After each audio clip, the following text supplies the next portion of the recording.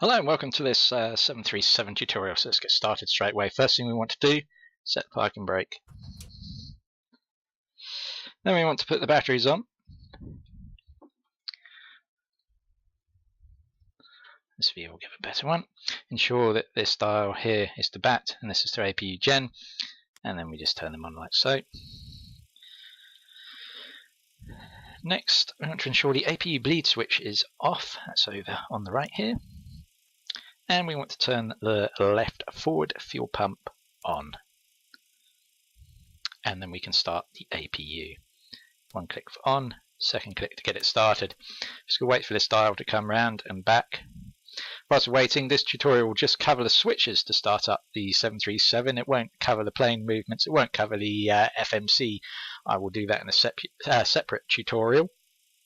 So you'll get the switches tutorial, which is this one. We'll get an FMC tutorial separately, and then I'll do a full run through tutorial altogether. So as you can see, this is working its way around now. It will come back round, and then this light here, if I remember correctly, should illuminate when we're ready to switch on the APU. Takes a few moments.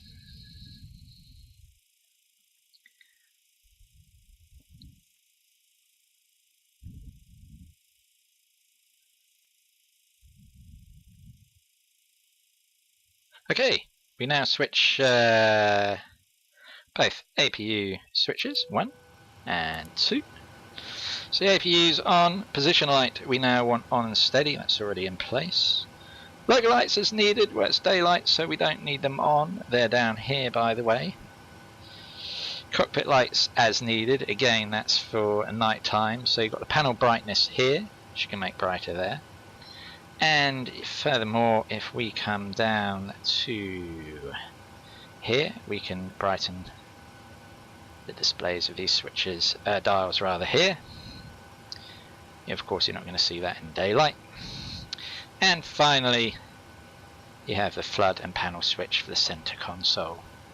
Down here, again, you're not really going to see much in daylight. Emergency lighting is got to be armed next, so we go back to the overhead panel, and emergency lighting is here, so we arm, close the guard. Passenger signs should be on, however the seatbelt sign should remain off for now, so we don't need to do anything. APU bleed switch we can now flick to on. Pack control switches we now put onto auto, they're there and there, and we now set the IRS to nav on each dial. Next, your dampener on. Fuel pumps as needed. Let's see, have we got anything in the center tanks? Well, I've got a full tank of fuel. If this is empty here, we don't need to put the center pumps on. But let's imagine we got a full tanks of fuel. So we'll put all the fuel pump switches to the on position. We haven't used ground power, so we don't need to bother about that. Engine generator switches should be in the off position. So we got our gens here, so yeah, they're off. AP generator switches on, we've already done that. Next we can put the window heat on, these 4 switches up here. Probe heat stays off for now, wing anti-ice stays off for now, as do the electric hydraulic pumps, they're here and here. Now we need to ensure the engine hydraulic pumps here and here are on, which they are. Trim air over on the right here should be on, it is. Temperature control knobs, we can leave those. And recirc fan switches 1 and 2 are already on auto, that's fine. Just verify the packs are on auto, which they are. The isolation valve switch should be open, that's here, it is. Engine bleeds should be on, that's there and there, they are, as is the APU bleed. Pressurization panel now, down here, using this dial, we set this to our cruising altitude, so let's imagine we're going to be cruising at 35,000 today, we dial that round to 35,000. We can also set this, it's not really necessary as such. I mean, obviously if you want to be true to life it is, but you can still fly the plane whether you touch this or not. So, but this is, you set this to the elevation of the airport you're landing Okay, next we come down to... I really should have set up the chase plane cameras better on this, apologies for that. Okay, so next thing we do, we activate the flight directives here, the auto throttle can be armed there. Set the takeoff speed, which you will get from your FMC plan. You can set it to that, typically it's around about 167. And then obviously I can't do it because I don't have a plan in there, but you would then engage LNAV there, and your vertical climb difference, we can put that, dial that round to about 2300, arm the other flight director. Obviously if you have a flight plan in, LNAV will be illuminated with a little green line underneath, as you can see there, but because we don't, that's not going to come up. Flight instruments, set no flags, let's just check there, obviously we got those still on. Warning annunciations, check. Auto brakes, rejected takeoff, it's this dial round here, just one turn to RTO, rejected takeoff.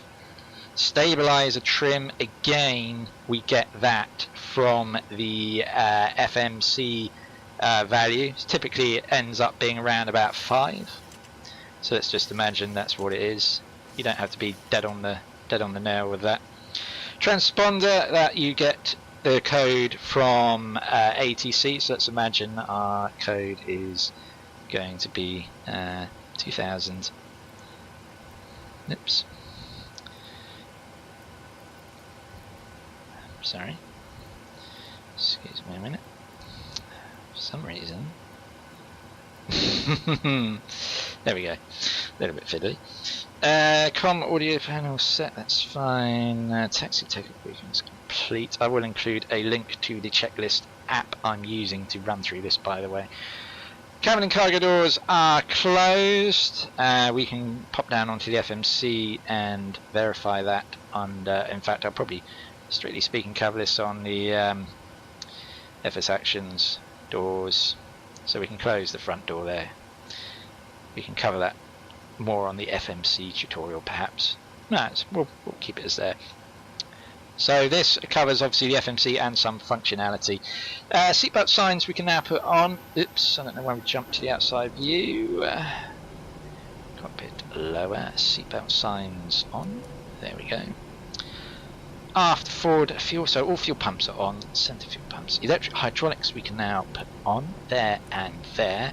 Anti-collision light, which tells the ground crew that the aircraft is going to be moving shortly there. I'm not actually going to move the aircraft because I just want to run through the switches. Layer display unit, engines, here we got those on.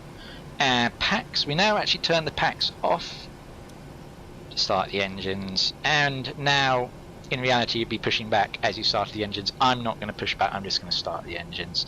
So let's imagine we're pushing back, and what we want to do is we want to move this switch here to the right, and then in fact we'll go to the overhead view to give you a better perspective of that. So this switch to the right, IGNR, and this left to ground, GRD. Okay, so that should now be powering up the engine. You can hear it powering up. So we're watching this value here. When it gets to about 20, 22 and a bit %, we can just flick on the fuel switch there. Then what we want to do is wait for this switch to click back into the off position. So have to give it a minute or two. We can watch the engine stabilizing on the dials here. You'll hear an auditable click when it's back in position any second now.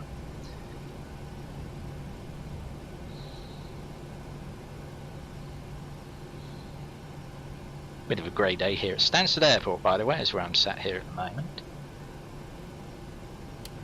Okay, just heard the click, so we can now move this switch back to the left engine and repeat the process.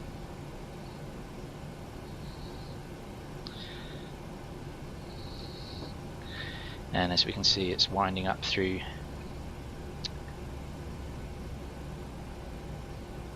So yeah, again, it will sort of level off, start to slow down about that mark until you activate the fuel switch. Okay, so we've got fuel going in there now. So we'll let those run their course.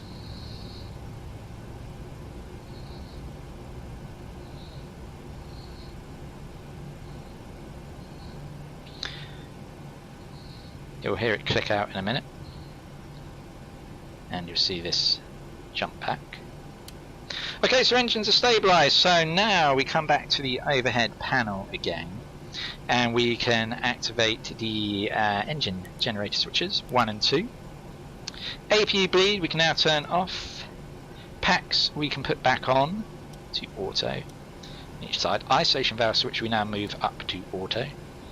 Probe heat we now turn on, and the wing anti-ice we turn on if the conditions, so wing anti-ice is there, engine anti-ice here and here if the conditions demand it. And we can now turn the AP generator switch here off, which will extinguish that light there.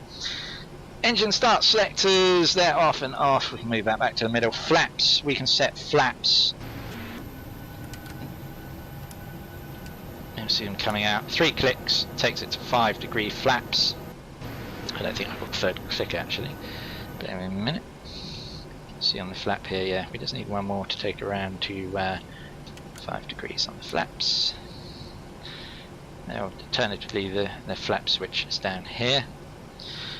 Auto throttle armed. Yeah, we've already armed the auto throttle up here. Most important to remember that. Flight controls free and correct, or we can just verify those. You'll see the control surfaces moving there as I manipulate the controls through all the different axes. Recall check. Obviously that's illuminated as I don't have anything in the FMC. Just extinguish that. Taxi, our runway turn-offs on, ready for taxi. And there we go. That is literally how you start up the 737 PMDG in P3D. And hope you enjoyed this tutorial. If you did, like and subscribe, because I'll be doing some more tutorials for the 737 and indeed all the other aircraft in my hangar. Details in the description, and we will see you next time. Thank you very much for watching.